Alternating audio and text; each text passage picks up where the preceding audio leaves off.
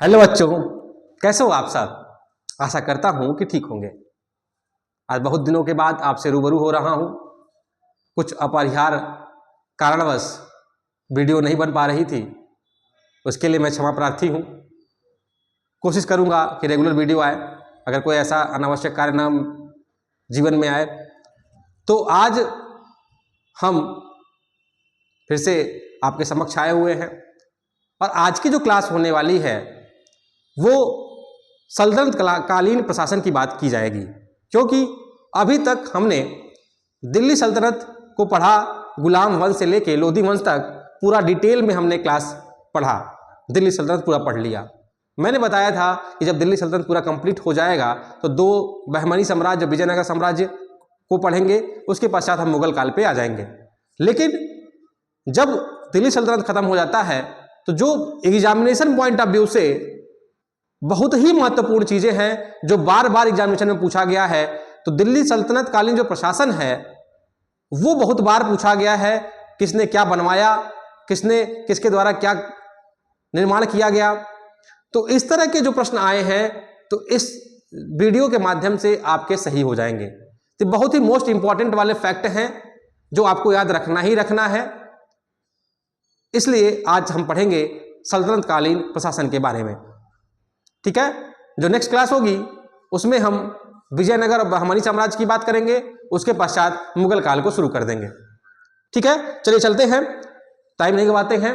तो सबसे पहले आप लोग स्क्रीनशॉट ले लीजिए, क्योंकि बहुत ही इंपॉर्टेंट फैक्ट है जो बार बार एग्जामिनेशन में पूछा गया है। चलिए बात कर रहे हैं हम सल्तनत कालीन प्रशासन की। बेटा किसकी बात कर रहे हैं? सल्तनत कालीन प्रशासन। सल्तनत कालीन प्रशासन व्यवस्था में अगर हम बात करें तो जो सल्तनत काल था वो 3 भागों में बटा था, केंद्र, प्रांत। तो केंद्र के जो मुखिया है वो कौन होता था? जो सेंटर होता था। सेंटर का मुखिया कौन है बेटा? सेंटर का मुखिया है वो है सुल्तान। जो राजा होता था वो क्या होता था? केंद्र का मुखिया होता था। दूसरा है बेटा वो है प्रांत। दूसरा है प्रांत, जिसे हम क्या कहते थे? इक्ता। इक्ता का मतलब क्या है? प्रांत की बात हो रही है। और प्रांत का जो प्रमुख था वो नायब कहते थे उसको, या वली कहेंगे, या उसको क्या कहेंगे बेटा? मुक्ति कहेंगे। नायब, वली या मुक्ति। प्रश्न अगर पूछा जाए कि प्रांत जिसे इक्ता की संज्ञा दी गई है सल्तनत काल में, उसके मुखिया को क्या कहते हैं? या तो नायब है, या तो वली के नाम से, या उसे क्या कहते थे? मुक्ति के नाम से हम जानते थे। तीसरा जो है प्रशासन का इकाई वो है जिला, जिसको हम सिख कहते थे। और सिख का जो मुखिया है वो होता था सिकदार। केंद्र, प्रांत, फिर क्या? जिला। जिला को सिख कहते थे और सिख का जो मुखिया है वो क्या कहलाता है? सिकदार कहलाता है। जिस प्रकार हमने परगना, परगना क्या है बेटा? परगना का जो प्रमुख है वो क्या है? आमील है। जब हम पढ़े थे, वैदिक काल में भी पढ़ते थे, तो प्रशासन की सबसे छोटी इकाई जो है कुल होती थी। उस प्रकार यहाँ पे ग्राम होगी और उसमें भी केंद्र, प्रांत और जिला में बटा हुआ था। उसी प्रकार दिल्ली सल्तनत काल में भी हम बात करेंगे तो हम बात करेंगे सेंटर की, प्रांत की, जिला की और क्या परगना की, और साथ ही साथ ग्राम की बात करेंगे। तो केंद्र का जो प्रमुख है वो सुल्तान है, जबकि प्रांत या इक्ता का प्रमुख जो है सिकदार कहते हैं उसे, और जिला सिकदार हुआ, और प्रांत का प्रमुख जो है वो नायब, वली या मुक्ति हुआ, और परगना का आमिल हुआ। नेक्स्ट है ग्राम। ग्राम का जो प्रमुख था उसे खुद या मुकद्दम कहते थे। खुद का मतलब होता था जमींदार। जो जमींदार है वो ग्रामीण स्तर पर वो प्रमुख होता था ग्राम का। ग्राम के प्रमुख को क्या कहते थे? खुद या मुकद्दर कहते थे। ठीक है बेटा, यहां तक समझ में आया आपको? तो ये था जो सल्तनत कालीन प्रशासन था, इन भागों में बटा था। पहले क्या? केंद्र, प्रांत, जिला ब्रैकेट में सिख, और परगना और ग्राम। ठीक है, प्रांत को इक्ता कहते हैं, इसका क्या हो गया? सुल्तान। इक्ता का क्या हो जाएगा? नायब, वली या मुक्ति। जिला या सिख को कहते सिकदार, परगना का आमिल, और ग्राम का क्या हो जाएगा? खुद या मुकद्दम। ये था प्रशासनिक व्यवस्था, बटा था इन भागों में। अब हम बात करते हैं जो प्रशासन की इकाइयां बटी थी उसमें क्या होगा? कुछ ना कुछ अधिकारी होंगे, अधिकारियों के द्वारा ही प्रशासन किया जाएगा उन स्थानों पर, चाहे वो केंद्र हो, चाहे वो प्रांत हो, चाहे वो जिला हो। तो इन जगहों पर इनके द्वारा क्या किया जाएगा, प्रशासन किया जाएगा। तो प्रमुख विभाग की बात करेंगे और उसके कौन मंत्री हैं उनकी हम बात करने जा रहे हैं। तो बात करते हैं, आता है पूछता है एग्जामिनेशन में, दीवाने विराजत। दीवाने विराजत जो विभाग है उसके प्रमुख को क्या कहते हैं बेटा, वजीर कहते हैं। दीवाने विराजत एक विभाग है सल्तनत कालीन का, जिसके प्रमुख कौन है, वजीर है। और इसकी विशेषता क्या है, ये क्या करता था, राजस्व एवं सामान्य प्रशासन के काम आता था। दीवाने विराजत प्रमुख वजीर और राजस्व एवं सामान्य प्रशासन के बारे में जानकारी मिलती है हमको। इसके बारे में हम पढ़े हैं जब सल्तनत काल में, जिसके समय में था, इसको पढ़े हैं, लेकिन यहाँ पे रिवीजन मोड चल रहा है, इसको आप जाने। दीवाने अर्ज, ये बहुत बार पढ़े हैं। अमीर मुमालक कहते थे इसके प्रमुख को, आरिज मुमालक। दीवाने अर्ज है, आरिज मुमालक। ये क्या है बेटा, एक सैन्य विभाग है, जैसा कि हम बलबन वाले में पढ़े थे। बलबन के द्वारा दीवाने अर्ज की स्थापना की गई थी और इसके मुखिया कौन है, आरिज मुमालक। ये क्या है, एक तरह का सैन्य विभाग है। और सैन्य विभाग किसके समय में बना, बलबन ने इसको बनाया था। ठीक है। नेक्स्ट आता है दीवाने इंसा। कौन है, विभाग कौन सा है, दीवाने इंसा। और दीवाने इंसा का जो प्रमुख है उसे दबीर ए मुमालिक कहते हैं। दीवाने इंसा का जो प्रमुख है वो दबीर ए मुमालिक है और इसकी विशेषता क्या है, यह है पत्राचार विभाग है। तो दीवाने इंसा, दबीर ए मुमालिक, और ये क्या है, एक तरह का पत्राचार विभाग है। तरह तरह के विभाग बने हैं, उसकी विशेषताएं हैं। दीवाने रसालत, नेक्स्ट विभाग है दीवाने रसालत। और इस दीवाने रसालत का जो प्रमुख है उसे सद उस सुदर कहते हैं। सद उस सुदूर कहते हैं। क्या कहते हैं, सद उस सुदूर के नाम से जानते हैं उसके प्रमुख को। और ये क्या है बेटा, विदेश विभाग है। और धार्मिक विभाग को भी कहीं कहीं पे, धार्मिक विभाग को भी क्या कहते हैं, दीवाने रसालत। प्रश्न में क्या पूछता है कि धार्मिक विभाग पूछ रहा है या विदेश विभाग पूछ रहा है, तो दोनों को क्या कहते थे, दीवाने रसालत रखते थे। उसे सद उस सुदर के द्वारा इसको प्रशासन किया जाता था, उससे इसके द्वारा। न्याय विभाग की भी स्थापना की गई और इसे कहते थे काजी उल कुजात के नाम से जानते थे, और न्याय के विभाग के कारण था। और गुप्तचर विभाग को हम बरीद ए मुमालिक कहते थे। क्या थे, गुप्तचर विभाग बरीद ए मुमालिक। कुल मिलाकर जो सल्तनत कालीन प्रशासन था वो केंद्र, प्रांत और सिख और ग्राम में, परगना और ग्राम में बटा हुआ था। प्रमुख मंत्री थे और उनके द्वारा कुछ विभाग की स्थापना की गई और उनकी विशेषताओं के बारे में भी हम लोगों ने जाना। ये भी क्या है बेटा, ये भी इंपॉर्टेंट है। IMP है जो एग्जामिनेशन पॉइंट ऑफ व्यू से बहुत महत्वपूर्ण है। कई सारे एग्जामिनेशनों में इससे प्रश्न पूछे गए हैं।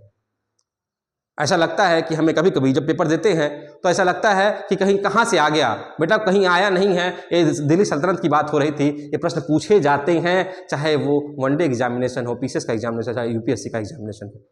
तो हर तरह के प्रश्न जो है यहाँ से पूछे जाते हैं, इसलिए इस वीडियो को बनाया जा रहा है।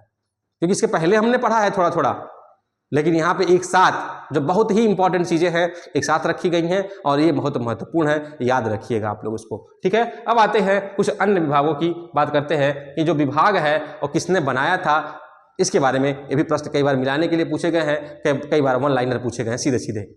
जैसा कि बात करते हैं दीवाने मुस्तखराज। दीवाने मुस्तखराज क्या है बेटा, वित्त विभाग है और किसको बनाया था, अलाउद्दीन खिलजी ने। अलाउद्दीन खिलजी के द्वारा दीवाने मुस्तखराज जो कि एक वित्त विभाग है, इसको बनाया गया था। प्रशासन किसका था उस समय, अलाउद्दीन खिलजी का। नेक्स्ट आता है दीवाने कोही। बहुत बार पूछा गया है कि मोहम्मद बिन तुगलक के द्वारा किसका स्थापना की गई, और ये क्या है, एक प्रकार का कृषि विभाग है। दीवाने कोही क्या है, कृषि विभाग है, मोहम्मद बिन तुगलक के द्वारा। फिर है दीवाने अर्ज। दीवाने अर्ज अभी बताया, दीवाने अर्ज सैन्य विभाग किसके द्वारा बनाया गया, बलबन के द्वारा बनाया गया। दीवाने बंदगान एक गुलाम है, गुलामों के लिए क्या बनाया, दीवाने बंदगान बनाया। किसने बनाया, फिरोज शाह तुगलक ने। दीवाने खैरात एक प्रकार का अस्पताल है जो किसके द्वारा बनाया गया, फिरोज शाह तुगलक के द्वारा। और दीवाने इस्तिहाक का जो स्थापना करता है वो भी कौन है, फिरोज शाह तुगलक। तो फिरोज शाह तुगलक के शासनकाल में दीवाने बंदगान, दीवाने खैरात और दीवाने इस्तिहाक का विभाग का क्या कहते हैं, विभाग का निर्माण होता है। और साथ ही साथ दीवाने मुस्तखराज अलाउद्दीन खिलजी, दीवाने कोही मोहम्मद बिन तुगलक और दीवाने अर्ज जो है सैन्य विभाग के रूप में बलबन के शासनकाल में ये विभाग बनाया जाता है। यहाँ से प्रश्न कई बार इन लाइनों से 4-5 प्रश्न आपको देखने को मिल जाएंगे प्रीवियस ईयर प्रश्नों में। तो ये पॉइंट यहां क्लियर हुआ बेटा। फिर आते हैं प्रमुख अधिकारी की बात करते हैं। जो सल्तनतकालीन प्रशासन था उसमें प्रमुख अधिकारी की अगर बात करें तो हम बात करेंगे अमीर ए आखूर। कौन है? अमीर ए आखूर। अमीर ए आखूर जो है वो क्या होता था? अश्व सेना का प्रमुख होता था। और जैसा कि हम जानते हैं याकूत खां भी है, वो क्या है? अश्व सेना का प्रमुख है। वो बना था, क्या कहते थे उसको? आमिर ए आखूर के नाम से जानते थे। याकूत खान रजिया सुल्तान का अश्वरोही था। अश्व सेना का जो प्रमुख था वो कौन था? याकूत खान रजिया सुल्तान के शासनकाल में। फिर आता है वरीद। वरीद जो होता है बेटा वो क्या होता था? एक प्रकार का दूत होता था। जो वरीद है, अधिकारी है, वो क्या होता था? दूत है। सल्तनत काल के दूत का संज्ञा किसको देते थे? वरीद को देते थे। ठीक है। नेक्स्ट आता है नायब ए ममालिकात। नायब ए ममालिकात। जो नायब ए ममालिकात है वो क्या है बेटा? एतगिन प्रथम पहला मामलिकात था। और शुरू किसने किया था? इस तरह का जो अधिकारी का पद था वो किसने शुरू किया था? बहराम शाह के द्वारा। और पहला कौन था? एतगिन था। और अंतिम अगर बात करें तो था खुसरो खां। और सबसे शक्तिशाली नायब ममालिकात था वो कौन था बेटा? बलबन था। तो एतगिन प्रथम ऐसा था जो बहराम शाह ने शुरू किया था नायब ममालिकात का पद। अब नायब ममालिकात पद में प्रथम जो था वो था एतगिन, अंतिम था खुसरो खान, और सबसे शक्तिशाली ममालिकात कौन था? वो था बलबन। तो प्रमुख अधिकारी दिल्ली सल्तनत काल में ये थे, ये भी बहुत महत्वपूर्ण है। फिर आते हैं बेटा, बात करेंगे राजस्व प्रशासन की। क्या बेटा? राजस्व प्रशासन। सल्तनत कालीन राजस्व प्रशासन की बात करें तो राजस्व जो है, देखिए राजस्व के लिए क्या होता है? हमें भूमि चाहिए। और भूमि कितने प्रकार के होंगे वो भी जानना जरूरी है। तो तरह तरह की भूमि के लिए तरह तरह का भूमिकर होगा जो कि राजस्व को बढ़ाएगा। तो इस प्रकार से अगर राजस्व विभाग में भूमि की कितने प्रकार के थे सल्तनत काल में, तो भूमि के प्रकार की अगर बात करें तो पहला भूमि होता था खालसा। खालसा है। खालसा मतलब क्या है? अगर खालसा की बात करेंगे, ऐसी भूमि जो कैसी है? सरकारी है, जो सार्वजनिक रूप से क्या है? वो सरकारी है। वो क्या कहलाती थी? वैसी भूमि को क्या कहते थे? खालसा भूमि कहते थे। दूसरा जो भूमि का प्रकार है वो होता है इक्ता। और इक्ता का मतलब है निजी भूमि। सरकारी भूमि खालसा, निजी भूमि इक्ता, और एक ऐसी भूमि जो अनुदान के रूप में दी जाती थी। और तीसरी प्रकार के भूमि का नाम है अनुदान। तीन प्रकार के भूमि बटे हुए थे, खालसा, इक्ता और अनुदान के रूप में भूमि दी जाती थी। और इसी पे क्या होता था? राजस्व वसूला जाता था। तो तीन प्रकार की भूमि आपको देखने को मिली। फिर आते हैं राजस्व कर। अगर भूमि है उस पर कर कैसा लगता था? किसको कौन देता था? ये बहुत बार पूछा गया। ये जो पॉइंट है ये बहुत ही इंपॉर्टेंट है, इसको याद रखिएगा। कई बार पूछा गया है चीजें, चाहे एसएससी हो चाहे वो यूपीपी हो, कई बार प्रश्न पूछे गए हैं। उस्र। उस्र क्या है? उस्र है मुसलमानों से लिया जाने वाला भूमिकर।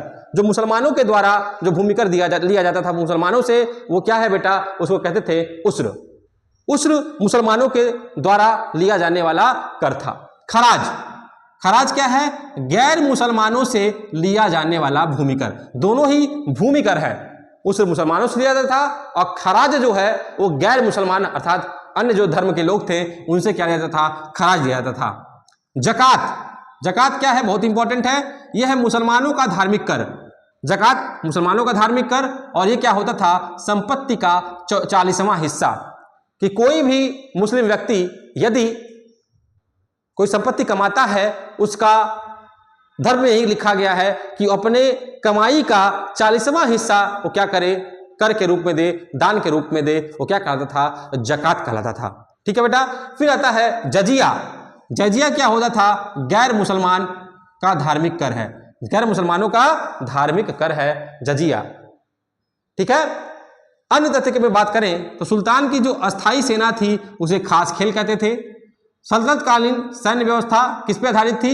दशमलव प्रणाली पर आधारित। बेटा लेकिन एक बात और है कि दशमलव जो प्रणाली है किसके द्वारा लागू की गई थी, किसके द्वारा लाई गई थी? तो क्या थी बेटा? ये मंगोलों के द्वारा लाई गई थी।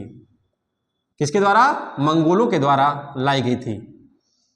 ठीक है। मंगोलों के द्वारा जो दशमलव प्रणाली था उसी का उपयोग हम सल्तनत कालीन सैन्य व्यवस्था में करते थे। ठीक है।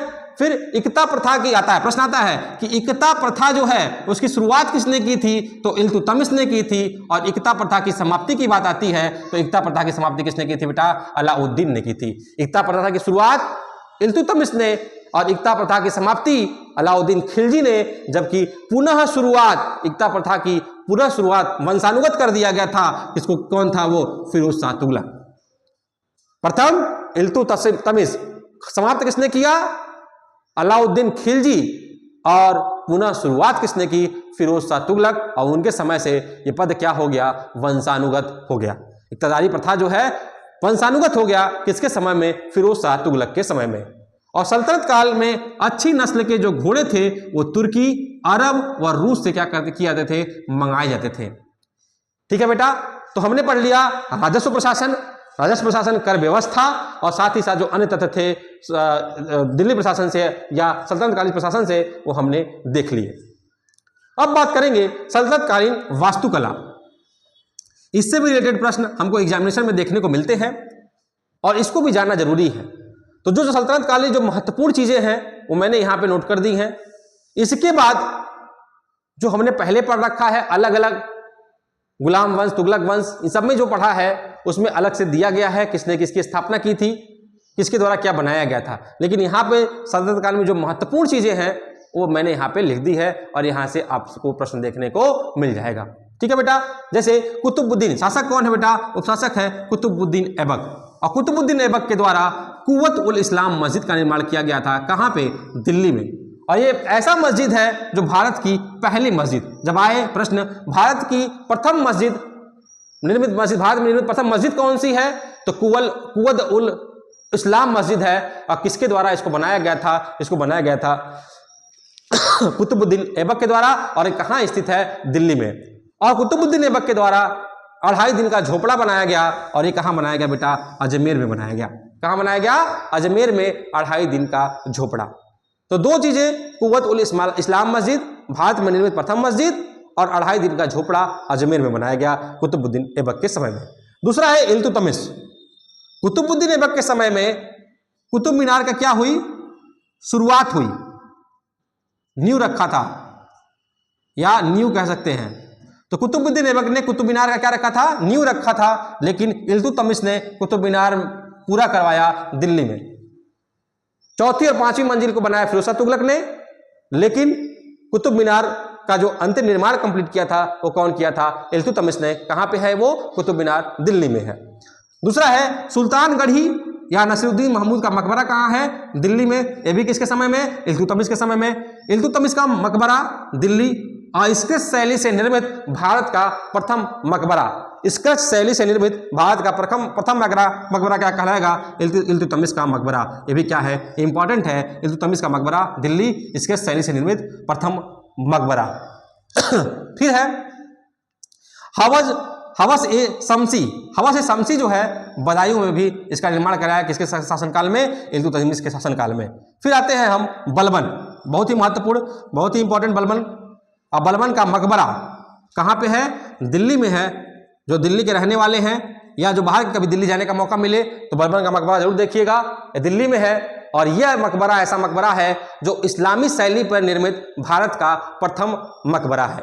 इस्लामी शैली में निर्मित भारत का प्रथम मकबरा। स्केच शैली से निर्मित भारत का प्रथम मकबरा कौन सा है, इल्तुतमिश का मकबरा। जबकि इस्लामी शैली से निर्मित भारत का प्रथम मकबरा कौन सा होगा, वो होगा बलबन का मकबरा। ठीक है बेटा, यहां तक क्लियर हुआ। फिर आते हैं लाल महल। लाल महल कहाँ है, दिल्ली। ये किसने बनवाया, बलबन ने बनवाया था। लाल महल का वो किसने किया, बलबन ने। ठीक है, नेक्स्ट आते हैं अलाउद्दीन खिलजी। कौन है, अलाउद्दीन खिलजी। अलाउद्दीन खिलजी के द्वारा अलाई दरवाजा, सभी लोग गए होंगे जो दिल्ली में रहे होंगे, अलाई दरवाजा, सीरी का नगर दिल्ली, 1000 खंभा महल दिल्ली, सबसे इंपॉर्टेंट सबसे अच्छा जो आप लोग जानते ही होंगे, हौज ए खास दिल्ली। हौज ए खास एक गांव है लेकिन वो दिल्ली में है और ये किसने बनवाया था, अलाउद्दीन खिलजी ने। अलाई दरवाजा दिल्ली, सीरी का नगर दिल्ली, 1000 खंभा महल दिल्ली, हौज खास दिल्ली और जमात खाना मस्जिद का भी निर्माण दिल्ली में कराया था। ये किसने कराया था बेटा, अलाउद्दीन खिलजी के द्वारा।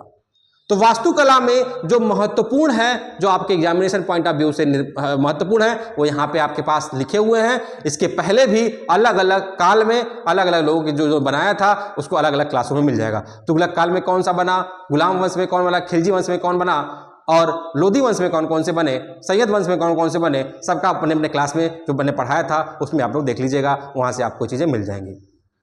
लेकिन ये भी चैप्टर यहाँ पे आपको महत्वपूर्ण है। अगर हम बात करें, वास्तुकला हो गया, प्रशासनिक व्यवस्था हो गई, अब हम बात करेंगे उस समय की साहित्य और संगीत की बात करेंगे। ठीक है, जो सल्तनत कालीन जो प्रशासनिक भाषा थी वो क्या थी बेटा, फारसी थी। ये इंपॉर्टेंट है कि सल्तनत कालीन जो प्रशासनिक व्यवस्था थी वो क्या थी, फारसी थी। और प्रमुख पुस्तकें की बात करेंगे तो चचनामा का बात करेंगे। चचनामा किसके द्वारा लिखी गई थी, अली अहमद के द्वारा लिखी गई थी, और ये किसी भाषा में है, अरबी भाषा में है, और सिंध और अरब विजय, सिंध और अरब विजय की जो हमें देखने को मिलता है वो किससे मिलता है, हमको जानकारी किससे मिलती है, हमको मिलती है चचनामा से। किसके द्वारा लिखी गई है, अली अहमद। मिलाने वाले प्रश्न यहाँ से पूछ लेते हैं कि चचनामा किसके द्वारा लिखी गई, अली अहमद के द्वारा लिखी। तारीख यामिनी लिखी गई उतबी के द्वारा। उतबी कौन है, एक गजनवी का क्या है, गजनी का क्या है, इतिहासकार है। तो तारीख यामिनी उतबी गजनी का इतिहासकार। नेक्स्ट है रियासतनामा, और रियासतनामा जो लिखा है उसे लिखा है निजामुल मुल्क तूसी ने। और ये क्या है, इक्तादारी व्यवस्था की जो जानकारी मिलती है हमें, इक्तादारी व्यवस्था की जानकारी हमें कहाँ से मिलती है, निजामुल मुल्क तूसी के द्वारा लिखी सियासतनामा से। सियासतनामा से हमको ये जानकारी मिलती है। फिर आता है शाहनामा, क्या है, शाहनामा। शाहनामा किसके द्वारा लिखी गई है, फिरदौसी के द्वारा। और ताजुल मासिर किसके द्वारा लिखी गई है, हसन निजामी के द्वारा लिखी गई। ताजुल मासिर किसके द्वारा लिखी गई है, हसन निजामी के द्वारा लिखी गई है। और ये क्या है, दिल्ली सल्तनत का राजकीय इतिहास। दिल्ली सल्तनत के राजकीय इतिहास के बारे में जानकारी जो हमें मिलती है वो है ताजुल मासिर की, क्या है, हसन निजामी के द्वारा लिखी गई है। दिल्ली सल्तनत के इतिहास के बारे में हमको जानकारी मिलती है। तो अभी तक हमने जो पढ़ा वो दिल्ली सल्तनत की प्रशासनिक व्यवस्था, दिल्ली सल्तनत के राजस्व व्यवस्था, दिल्ली सल्तनत के राजस्व कर के बारे में, दिल्ली सल्तनत के संगीत और साहित्य के बारे में, दिल्ली सल्तनत के हमने बात की वास्तुकला के बारे में बात की। इतने महत्वपूर्ण विषयों पर इस चैप्टर में हमने बात की है। और ये जो क्लास है, आज का जो क्लास है, अगर ये क्लास आप देखते हैं और अगर दिल्ली सल्तनत से प्रश्न पूछे जाते हैं, मुझे लगता है यहाँ से आपको अगर दिल्ली सल्तनत से प्रश्न आएंगे, 2-3 प्रश्न अगर प्राचीन इतिहास में दिल्ली सल्तनत से बनते हैं तो यहाँ से आपको देखने को मिल जाएंगे, मैं ये दावा करता हूँ। तो इस चैप्टर को आप जरूर पढ़िए। और जैसे कि क्लास आगे बढ़ती चली जा रही है, थोड़ा अप डाउन हो रहा है, कभी क्लास आ रही है कभी नहीं आ रही है, कुछ चीजें और हैं जीवन में, तो कुछ आप लोग को नई तकनीकी आए, इसके लिए थोड़ा विचार चल रहा है, तो इसलिए थोड़ा सा अप डाउन हो रहा है। इसके लिए मैं क्षमा प्रार्थी हूं, आप लोग क्षमा करिएगा इसके लिए। तो आज की क्लास अच्छे से पढ़िए। और जो दिल्ली सल्तनत की क्लासें और छूटी हुई, जो पहली बार इस क्लास को देख रहे हैं, पिछला क्लास देख सकते हैं जाके हमारी यूट्यूब चैनल MM क्लासेस पे। और अगर आपको अच्छा लगता है ये क्लास, चाहे कोई भी क्लास, इसको आप शेयर कर सकते हैं। शेयर करेंगे तो हमारा मनोबल बढ़ेगा। लाइक करें। और आज की क्लास यहीं तक। जय हिंद, जय भारत, धन्यवाद।